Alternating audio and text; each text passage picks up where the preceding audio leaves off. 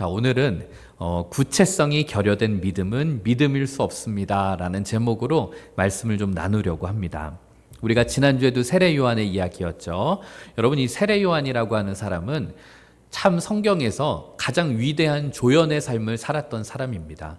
그리고 이 세례 요한의 인생은 정말 예수님의 생애 못지않게 불꽃 같은 인생을 짧고 굵게 살았던 그런 사람이기도 합니다. 세례 요한이라고 하니까 굉장히 뭔가 멀리 있는 사람처럼 보이는데, 여러분, 사실 세례 요한은 예수님보다 한 6개월 먼저 태어난 사람이에요. 그러니까 비슷한 연배의 사람이었던 사람이죠. 그리고 세례 요한은 정말 중요한 사명을 띠고 이 땅에 온 사람이었어요. 바로 주의 길을 예비하는 사람, 장차 오실 주님의 그 길을 예비하는 그런 사람이었어요. 그리고 정말로 예수님이 이 땅에서 공생의 사역, 그러니까 예수님이 평생 사역을 하신 게 아니거든요. 본격적으로 이제 그 사역을 시작하신 다음에 조금 있다가 이제 세례 요한은 그렇게 정말 처형을 당하게 되면서 이제 생을 마감한 인물입니다. 그래서 이 세례 요한은 참 중요한 조연의 삶을 살았던 사람인데, 여러분, 그 모습을 하나님이 기쁘게 봐주셨다라는 거예요. 언제나 인간들은 주연을 바라보고 있지만 하나님은 그 주연과 더불어서 그 옆에 있는 조연에게도 시선을 두고 계신다라는 거예요. 이 세례 요한과 예수님이 역사 속에 등장했던 이 시대는 참 복잡한 역사적인 암흑기의 시대였습니다.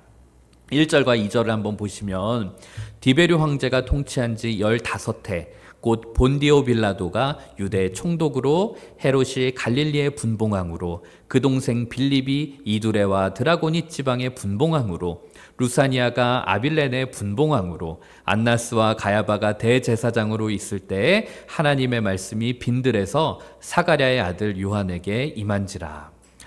야, 이거 진짜 이름이 읽기가 쉽지가 않아. 한 글자도 안 틀리려고 되게 애를 썼는데, 자, 이 이름들이 낯선 이름이지만 시작이 딱 주는 게 뭐라 그럴까, 우리는 딱 와닿지 않을 수 있어요. 그런데 이것을 읽는 당시의 그 유대인들은 딱 첫 문장에서 벌써 여러분 이 한마디로 모든 게 정리가 되는 거예요. 디베르 황제가 통치한 지 15해. 딱 이러면 우리는 디베르가 뭘 어떻게 했는데, 근데 이 당시의 사람들이 이걸 보면서 와, 디베르 황제가 통치하던 해였어? 이러면 벌써 그림이 그려지는 거예요. 예를 들면 우리가 땡땡땡 대통령이 집권했을 때, 이러면 딱 그려지는 뭔가가 있잖아요, 여러분. 비슷한 거예요. 그러니까 이스라엘이 로마 제국의 식민지였기 때문에 거기에 이제 총독이 있는데, 이제 이 로마 제국이 유대 민족들을 자체적으로 통치할 수 있는 이 왕도 세워서 다스렸던 거예요. 왜냐하면 여러분, 너무 한 사람에게 권력이 집중되면 안 되니까. 그래서 그렇게 세워진 유대 왕을 분봉왕이라고 불렀단 말이에요. 분봉왕. 그래서 우리들이 분봉왕 헤롯 이런 식으로 얘기하는 것처럼. 그래서 이제 이 유대 지역에 가면 로마 제국이 임명한 총독도 있고 이 유대 민족들을 통치하는 분봉왕도 있는 거예요. 물론 로마 제국이 임명한 총독이 훨씬 더 권한이 세지만 뭔가 모르게 이 서로 견제하고 이 갈등과 이 경쟁 구도가 있었다라는 거죠. 그러니까 서로 눈치 보는 거예요.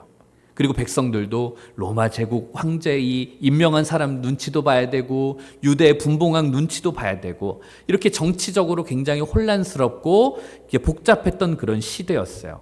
그러니 백성들이 살기가 쉬웠겠어요. 이 당시에 정치인들, 유력한 사람들 모두가 다 우리 이스라엘 백성들이 어떤 삶을 살고 있을까, 얼마나 그들이 힘겨울까, 이걸 보는 것이 아니라 우리가 로마 제국의 눈치를 봐야 되냐, 아니면 여기 지금 이 분봉왕 눈치를 봐야 되냐, 이 줄타기를 하고 있는 그런 시대 속에서 누구도 백성들의 어려움은 신경 쓰지 않았던 거예요. 게다가 종교계에도 혼란스러웠어요. 안나스와 가야바 두 제사장이 있는 거예요. 우리가 볼 때는 두 대제사장이 있는 게 뭐가 문제지? 그런데 여러분, 우리 그런 일은 별로 없지만 교회 안에 담임 목사님이 만약에 둘이 있다고 생각해 봐요. 얼마나 혼란스럽겠어요. 이게 약간 그런 비슷한 거예요. 여러분, 대제사장은 그 시대에 딱 한 사람만 세워지는 것이었어요. 근데 왜 둘이 있는가? 안나스라고 하는 사람이 여러분 가야바의 장인이었어요. 장인. 그러니까 어떻게 보면 은퇴한 사람이었더라고요. 그런데 여전히 막후에서 권력을 휘두르고 있었던 거예요. 그러니까 대제사장이 사실상 둘이 있는 이런 상태. 그러니 여기에서도 또 얼마나 힘들었겠어요. 백성들은 차치하고서라도 종교 지도자들이 백성들을 볼보고 정말 하나님의 그 통치와 그 말씀을 가르쳐도 될까 말까 이 시대 속에서 가야바의 라인에 들어야 되나, 내가 안나스의 라인에 서야 되나. 그러니까 그냥 제가 거칠게 표현하면 진짜 정말 여러분 개판이었던 거예요. 정치도 개판, 종교계도 개판. 그런 상황 속에서 정말 백성들은 고열이 쥐어짜이면서 힘든 그 상황 속에서 하나님은 과연 뭘 하고 계셨나? 하나님은 정말 이 암흑과 같은 시대를 보면서 침묵하고 계셨나? 사람들은 그렇게 탄식할 수 있었지만 사실 하나님은 우리 눈에 보이지는 않지만 보이지 않는 세계 속에서 이미 일하고 계셨다라는 거예요. 세례 요한을 준비하고 계셨고요. 그리고 예수 그리스도를 이 땅에 보내는 그 준비를 하고 계셨다. 여러분, 이 세상에 우리 눈에 보이는 것과 하나님 눈에 보이는 세상은 다르다는 것을 꼭 기억하셨으면 좋겠어요. 하나님은 우리 눈에 보이는 그런 절망스러운 암흑기의 시대 속에서도 그것을 손 놓고 방관하면서 내버려 두고 지켜보는 분이 아니라 그 뒤에서 그 역사의 흐름 속에서 물밑 작업을 하고 계시는 분이시라는 것을 꼭 기억했으면 좋겠어요.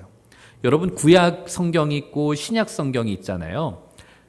그건 알죠? 구약이 있고 신약이 있다라는 거. 구약 성경 마지막에 말라기로 끝나거든요. 근데 이 말라기로 딱 끝나고 바로 신약의 시대가 이어진 게 아니에요. 약 400년간에 어떻게 보면은 암흑기라고 할 수 있는, 하나님이 어떠한 말씀도 주시지 않는 시간이 있었어요. 그러니까 그동안에는 구약에서 선지자들을 통해서 하나님의 메시지가 선포되기도 하고 그랬는데 이 400년간 하나님은 어떠한 일도 하지 않으시는 것처럼 보였다는 거예요. 그런데 그 긴 침묵을 깨고 하나님이 마치 구원투수처럼 히든카드처럼 등장시킨 인물이 바로 세례 요한이었어요. 우리야 그래 세례 요한을 준비시켰구나 이럴 텐데, 여러분 이것도 당시의 사람들의 눈으로 한번 볼게요. 2절의 표현을 한번 잘 곱씹어 보면 이거예요, 여러분. 대제사장 안나스와 가야바가 있는데 정작 하나님의 말씀은 빈들에 있는 요한에게 임했다라는 거예요. 여러분, 이게 앞뒤에 말이 좀 잘 안 맞는 거예요. 왜냐하면 당시의 사람들의 생각 속에서는 하나님이 개입하셔서 하나님이 뭔가 일을 하시려면 반드시 성전이라고 하는, 그들이 너무나도 소중하게 여기는 성전이라는 틀 안에서 하나님이 일하셔야 될 것만 같았어요. 예루살렘 성전은 그들이 생각할 때 가장 거룩한 곳이었고요. 그리고 하나님의 백성들을 대표하는 사람, 대제사장이 있었고, 하나님은 우리들을 대표하는 그런 위대한 종교 지도자, 대제사장을 통해서만 그 하나님의 말씀이 와야 된다라고 이스라엘 백성들은 생각했어요. 그런데 그것은 그들의 고정관념이었을 뿐이에요. 인간의 생각이었을 뿐이라고요. 정작 하나님은 그들의 상식과는 전혀 다른 방식, 성전이 아닌 어디요? 빈들에서, 그것도 대제사장, 공부 많이 하고 학식이 많고 신학적인 지식, 율법을 달달 외우는 그런 대제사장이 아니라 무명의 아주 젊은 세례 요한이라고 하는 사람에게 하나님의 말씀이 임했다라는 거예요. 여러분, 이것은 당시 유대 민족의 종교적인 관점과 그 틀, 질서를 완전히 뒤엎는 그런 방식이었어요. 언제나 우리가 믿는 하나님은 역사의 중요한 순간에서 항상 우리들의 생각과 우리들의 고정된 관념의 틀을 깨면서 일하신다라는 거예요. 이 복음서를 여러분 쭉 읽다 보면 재밌는 게 나중에 막 예수님이 여러 가지 기적과 일들을 펼쳐나가시잖아요. 근데 그런 일이 벌어질 때마다 꼭 그 유대 종교 지도자들이 와서 예수님한테 하는 말이 뭔가 하면 당신이 무슨 권위로 이 일을 행하는가 이렇게 말해요. 너무 고상해서 당신이 무슨 권위로 이 일을 행하는가 성경이 이렇게 표시했지만 오늘날로 표시하면 바꿔보면 이런 거예요. 야, 너 이거 정통성이 있어? 너 어느 교단 목사야? 야, 너 어디 신학교 나왔어? 너 누구 밑에서 공부했어? 너 어디 가문 출신이야? 이런 거 묻는 거예요. 당시의 사람들 속에서는 그런 게 되게 중요했단 말이에요. 그런데 예수라는 사람은 어디서 배웠는지도 모르겠고 그 출신 가문도 미미하고 뭐 기적이 일어나고 막 말씀을 막 그렇게 전하는데 근데 또 거기에 막 사람들이 몰려드는 거예요. 그러니까 기득권 세력이었던 종교 지도자들의 입지가 송두리째 흔들리기 시작하는 거예요. 저 예수라는 존재만 없었으면 우리가 평안하게 사람들을 지도하고 있고 그들 우리말 잘 따랐을 텐데 갑자기 저기 예수라는 어떤 듣보잡이 나타나서 이 판을 뒤엎는 거죠. 그러니까 뭐 따질 만할 이야기가 없으니까 너 무슨 권세로 하는 거야? 너 도대체 어느 교단이야? 이런 말 하고 있는 거죠. 여러분, 근데 저는 이걸 보면서 예수님의 생애와 이 요한의 삶을 보면서 하나님이 부여해 주시는 영적 권위라는 게 있구나. 그것은 어떤 인간의 노력과 인간의 어떤 스펙으로 쌓여지는 것이 아니구나. 그렇기 때문에 하나님께 쓰임받는 사람들이 잊지 말아야 될 것은 하나님에게 기름 부음을 받고 하나님에게 처음에는 쓰임을 받았던 순수한 그런 사명의 사람이라 할지라도 그 사람이 그러한 순수성을 상실하고 하나님의 뜻에서 벗어나게 될 때는 하나님은 반드시 그의 삶 속에 촛대를 옮기시고 전혀 예상 밖의 다른 사람들을 등장시킨다는 것이에요. 여러분, 세례 요한이 사역할 당시에도 그랬어요. 이 세례 요한 당시에 빈들에서 메뚜기와 석청을 먹어가면서 그렇게 살아가던 이 사람이 하나님의 말씀을 선포하고 회개를 외칠 때 종교 지도자들 그리고 그 제사장들이 얼마나 충격을 받았겠어요. 그들이 볼 때 학벌 좋고 정말 율법 잘 아는 제사장들이 수두룩한데 사람들은 그들에게 가지 않고 무명의 세례 요한에게 향했다라는 거예요. 그렇게 잘 꾸며놓고 시설이 좋은 예루살렘 성전은 점점 비어만 가는데 사람들이 그 좋은 성전으로 발걸음을 옮기는 것이 아니라 빈들에 있는 광야에 있는 세례 요한에게 발길을 향했다라는 것. 하나님은 이스라엘에 있는 영적 지도자들이 타락하기 시작하니까 그들에게 부여됐던 그 촛대를 옮겨 가신 것이었어요. 여러분, 우리가 잊지 말아야 될 것은 하나님이 여러분들 사용하실 때 하나님 앞에 겸손히 무릎 꿇고 하나님의 말씀에 순종하는 사람이 될 때 하나님은 그 사람을 통해 일하시고요. 그리고 그가 하나님의 기준에서 하나님의 말씀에서 벗어날 때 하나님은 그 촛대를 옮기신다라는 것을 잊지 않았으면 좋겠습니다. 그런데 여러분, 이 세례 요한이 이렇게 와서 광야에서 던진 메시지가 여러분 많이 힘드시죠? 여러분 너무 그 마음 하나님이 아세요. 위로하세요. 여러분 힘내세요. 이런 메시지가 아니었어요. 이 세례 요한이 던진 메시지는 굉장히 단호하고 어떻게 보면 날카롭고 무서운 매서운 메시지를 던졌습니다. 그 메시지가 7절에서 9절까지인데 요한이 세례받으러 나오는 무리에게 이르되 독사의 자식들아 누가 너희에게 일러 장차 올 진노를 피하라 하더냐.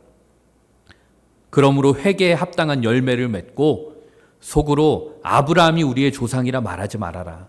내가 너희에게 이르노니 하나님이 능히 이 돌들로도 아브라함의 자손이 되게 하시리라. 이미 도끼가 나무 뿌리에 놓였으니 좋은 열매 맺지 아니하는 나무마다 찍혀서 불에 던져지리라. 엄청 심하게 얘기하는 거예요. 여러분, 여기에서 이 세례 요한은 이스라엘 백성들이 가지고 있었던 그런 종교적인 위선을 아주 예리하게 날카롭게 질타하고 있는 그런 장면입니다. 오늘 우리들의 표현으로 따지면 우리 모태신앙이라는 말 있잖아요. 태어날 때부터 엄마 뱃속에 있을 때부터 그리스도인이었다라는 표현이 있어요.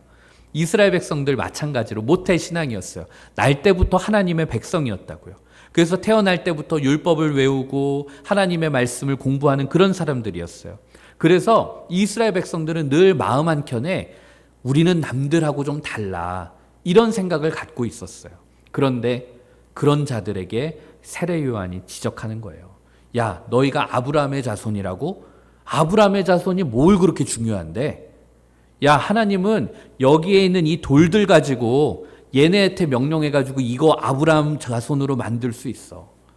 너희들이 가지고 있는 뭐 전통, 뭐 3대째 예수 믿는 집안, 뭐 직분, 가문, 그런 거 하나도 중요하지 않아. 하나님 앞에 설 때는 그런 게 중요한 게 아니야.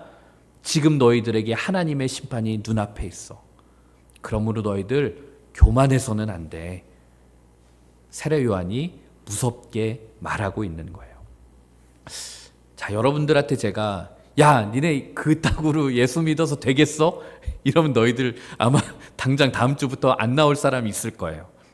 혹은 제가 만약에 개척교회를 하는데 교인이 한 사람도 없었는데 사람들이 오기 시작해요. 그럼 제가 막 그 사람들한테 여러분 그따위로 신앙생활해서 되겠습니까? 이런 메시지 던질 용기 저에겐 없습니다. 너무 힘드셨죠? 이 예배당에서 위로를 경험하십시오. 저는 그렇게 순하고 부드러운 메시지 던질 것 같아요. 왜냐하면 센 얘기, 회개하라는 얘기 듣고 좋아할 사람 누가 있겠어요? 그 저 같아도 어디 갔는데 누가 보자마자 그냥 회개하라고 그러면 기분 나쁠 것 같아요. 근데 재밌는 건 여러분, 이 성경에서 이 세례 요한의 이 독사의 자식들아 이러면서 나락카롭게 한 이 메시지를 들은 청중들의 반응이 재밌다라는 거예요.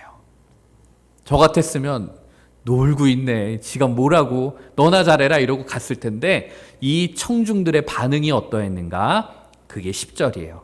무리가 물어 이르되 그러면 우리가 무엇을 하리이까? 여러분, 저 같았으면 그냥 기분 나빠서 갔을 거예요. 그런데 이 빈들에 모인 사람들이 이 세례 요한의 그 직설적인 쓴소리를 듣고서 그럼 우리가 어떻게 해야 됩니까? 이렇게 말하는 것이었어요. 여러분, 저는 이걸 보면서 이런 게 이 영적인 권위구나. 이 세례 요한이 뭘 그렇게 대단한 그런 게 아니라 하나님이 그에게 부여해 주신 영적인 권위가 있었기 때문에 이렇게 담대하게 얘기하니까 사람들이 이 말을 듣고 반응하는구나. 이게 바로 메신저의 힘이라는 거예요. 기도와 말씀으로 이 세례 요한이 준비되었었기 때문에 그가 던지는 이 회개의 메시지가 굉장히 파워풀했다라는 거예요. 그러면서 이 세례 요한이 이들에게 해주는 메시지 안에 무엇이 담겨 있는가 하면 하나님이 역사하는 이 회개에는 반드시 회개에는 삶의 변화가 수반돼야 된다. 이것을 가르쳐 주는 거예요. 제가 예전에도 한번 이야기했죠. 회개라는 것과 자복이라는 것은 다르다라고요. 우리는 흔히 하나님 앞에 내가 회개했다라고 하면 내 죄를 고백하는 것이라고 생각해요. 그러나 여러분, 내가 가지고 있는 잘못과 나의 어떤 부도덕함과 하나님 앞에 나의 연약함을 고백하는 것은 자복이라고 해요. 그리고 내가 하나님 앞에 자복하고 내 죄를 고백하고 내가 더 이상 다른 삶으로 나아가겠다 하는 것이 바로 회개라고 얘기하는 거예요. 그런데 요한이 여기에서 그들에게 죄를 고백해라 이게 아니라 회개하라라고 선포해요. 요한이 강조하는 변화, 삶의 변화의 첫 번째는 뭔가 하면 11절을 한번 보겠습니다. 대답하여 이르되 옷 두 벌 있는 자는 옷 없는 자에게 나눠줄 것이요 먹을 것이 있는 자도 그렇게 할 것이라.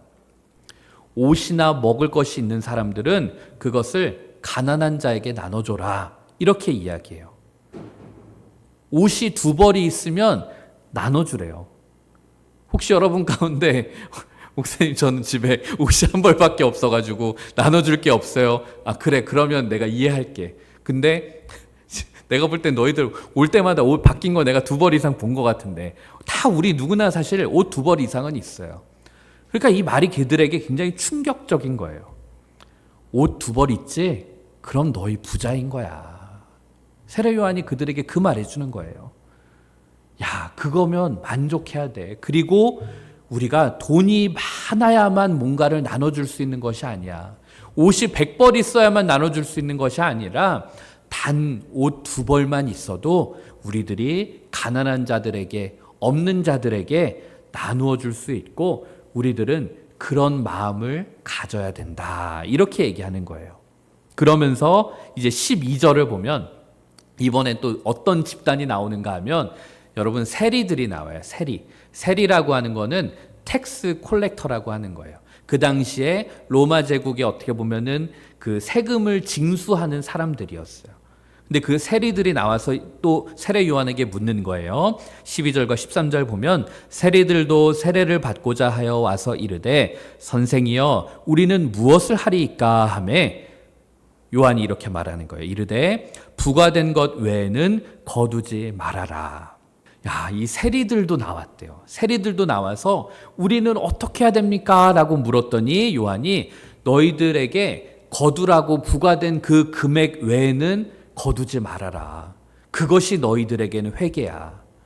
왜냐하면 여러분 당시 서민들의 삶은 이 세금 때문에 죽을 맛이었어요. 지금 사는 이 월급쟁이들도 세금 때문에 고생이겠지만 이 당시에 이 서민들의 삶은 그놈의 이 세금만 없어도 내가 살겠다 이런 마음이었어요. 자, 왜냐하면 이 세금이 여러분 보통이 아니었어요. 일단 로마 제국이 책정한 세금이 있어요. 그러니까 그 세금을 내야 돼요. 근데 그게 만만치가 않아요. 근데 그것만 있는 것이 아니라 그 다음엔 또 누가 아까 얘기했던 유대 지역을 다스리는 왕 분봉왕이 책정한 세금이 또 있는 거예요. 그러니까 그 세금도 나가야 되죠. 심지어는 여러분 이 세리들이 로마 제국 주고 뭐 저기 분봉왕하고 그럼 우린 뭐해? 우리도 좀 받아야지 해서 이 세리들이 또 붙인 세금이 있었어요. 그러니까 거의 뭐 소득의 반 이상이 거의 다가 이렇게 세금으로 나가니까 얼마나 살기가 힘들었겠어요. 그러니까 요한이 맞춤 회개를 제안해 주는 거예요. 세리들 너희들은 율법을 많이 읽고 뭐 하나님의 말씀을 사모하고 그게 아니라 너희들에게 필요한 회개는 세금을 부과된 거 외에는 거두지 말아라. 그들에게 맞춤 조언을 해 준 거예요. 그리고 다음 집단은 또 누가 왔냐면 군인들이 왔어요. 군인들이 또 와서 요한에게 물어보는 거예요. 그럼 저희들은 어떻게 해야 됩니까?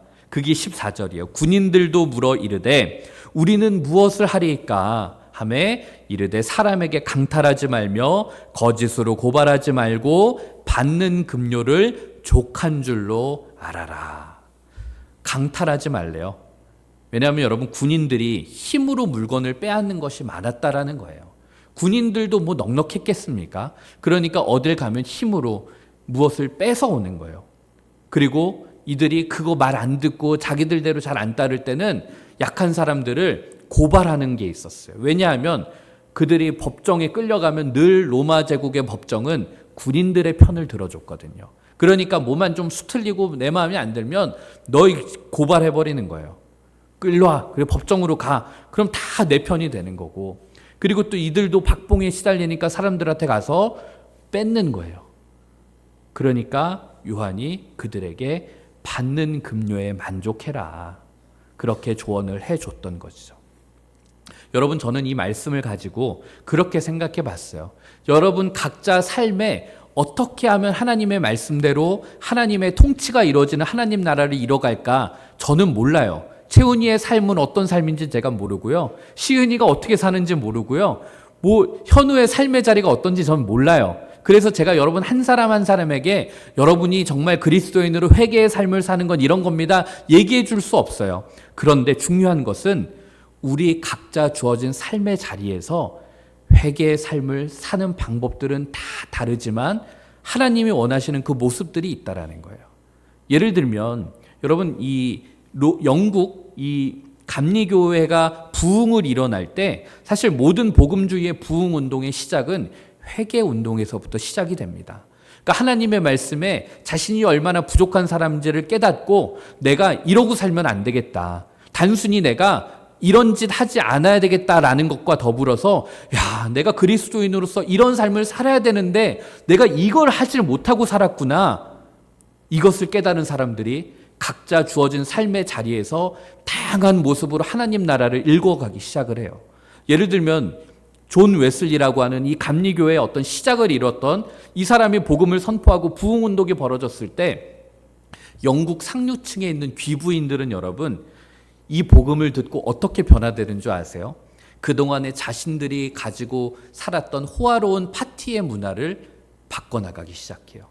파티를 없애거나 그런 호화스러운 파티를 줄여나가기 시작하고요. 그들이 알고 있는 지식과 이런 자원들을 가지고 빈민촌에 나아가서 아이들에게 영어를 가르쳐주고 공부를 가르쳐주는 일로 바뀌기 시작해요. 영국에 있는 정치인들은요, 그동안에는 막 사람들끼리 결투를 하고 투견을 하고 도박을 하고 돈을 걸고 이런 사회 악법들을 폐지하는 그런 노력들을 하기 시작해요. 그리고 금융인들, 은행에 있고 돈을 다루는 사람들은 속임수로 착복했거나 누군가에게 부당하게 빼앗았던 것들을 돌려주는 그런 일들. 그리고 군인들은요, 정말 부당하게 사형을 받고 있었던 그런 형벌의 시스템들을 바꿔나가기 시작한 일들이 벌어져요. 저는 하나님이 저와 여러분들에게 원하시는 것도 그거라고 생각해요.